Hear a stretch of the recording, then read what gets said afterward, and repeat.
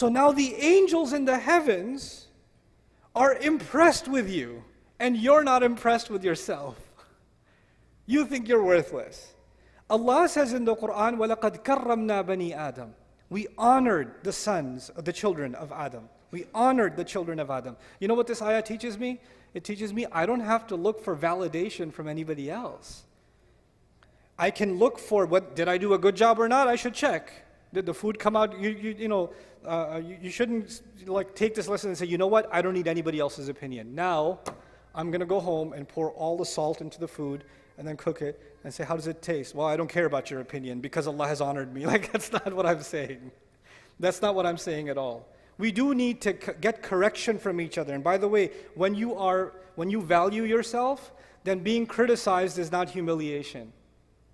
When you truly honor yourself, when you truly realize your worthiness, then you realize that if someone is criticizing me and saying, hey, you said this incorrectly, or you need to improve this, or this could be better, then they're doing me a favor to help me improve. I don't feel like I'm being insulted, because when you have really low self-worth, then criticism feels like you're being pushed even lower down. But that feeling goes away once you have value for yourself, once you recognize Allah has given me value. Then you start seeing correction or criticism as an opportunity to grow. It's not humiliating anymore. But this is one side of the equation, that we value ourselves. But Iblis, he's got multiple tactics. And I talked about balance in the beginning. One of the things Allah gave us is balance. Nowadays, because people are no longer, the majority of the world is no longer interested in educating itself through books or reading or long study. In fact, if a video is more than 30 seconds, move on. And then they say, you know what they call that? I've been doing a lot of research. No, you haven't. You've been swiping TikTok. That's not called research. But I've been doing a lot of research into psychology. No, you haven't. A 3-minute YouTube video was not research into psychology. You haven't studied anything. Right, but we've become accustomed to quick sound bites, quick kinds of education. And as a result of that, we want quick validation. And one of the things that's happened in a lot of this social media environment is one subject that keeps coming up is self-love, self-worth, self-esteem, which is what I'm talking about too, but you can take that too far. You're amazing. You're the best. Believe in yourself. You. Nafsuk. And you're like, yes, nafsi. And you become obsessed with, I'm awesome. I'm amazing. And then some parents do this to their kids. You're the best.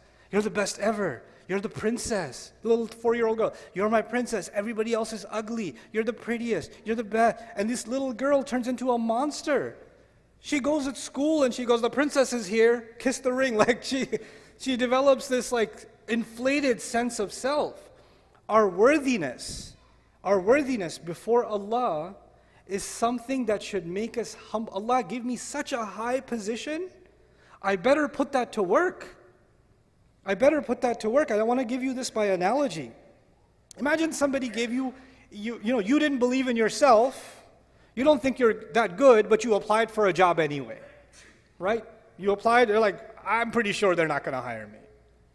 You get a call back and they want to give you the executive position, way higher. And from what you know of yourself, you're like, I'm so not qualified for this.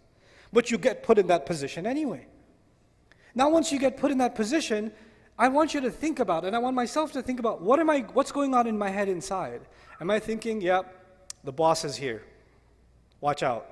That's my chair. Or are you thinking, I have been given such a high position, I better live up to this. I better up my game. I better learn more. I better become more adaptive. I better, honor this role that I've been given so I can actually prove my worthiness. So the honor was given to you first, even before you got a chance to prove yourself. The healthy attitude would be, I need to live up to this. Like it or not, now I'm here, I better step up. You understand? On the flip side is someone who gets that position without having earned it and then says, you know what else is there to do? I already got this position. Now I can look down at everybody else who doesn't have this position. Fake it till you make it, right? That's not how this works. This is actually the reality of arrogance. So on the one hand, we value ourselves, but what we actually are supposed to value is the potential that Allah gave us. We're supposed to value the ability to make the effort that Allah gave us, not the things that Allah gave us. The things that Allah gave us, He can give to anybody else. And these things will come and they will go. But the only thing of value before Allah is, and before ourselves, should actually be just our efforts. وَأَن لَيْسَ لِلْإِنسَانِ إِلَّا مَا سَعَى. Human beings will have nothing of worth on Judgment Day except the efforts that they made. That's it. That's all that's going to matter. So what's this balance between confidence and humility that has to be struck? Because too much self-worth will turn into arrogance. And too much humility, then you start thinking, I'm nothing, I'm nobody. I'll give you an example of this that I saw in the Islamic space.